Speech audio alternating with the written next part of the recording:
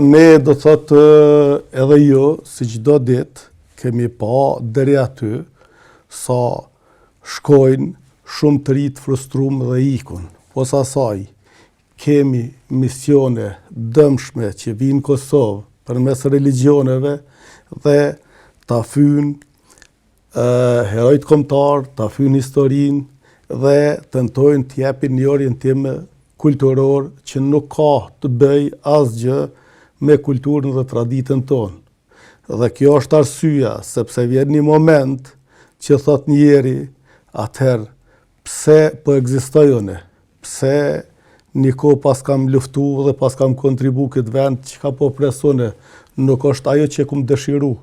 Nuk është kjo që fare po tentohet të jepet orientim Kosovës edhe popullit saj, nuk është dëshira e as atyne që i kanë rezistu pushtimit, as atyne që kanë luftu për çlirimin e vendit, as e ideologëve të pavarësisë.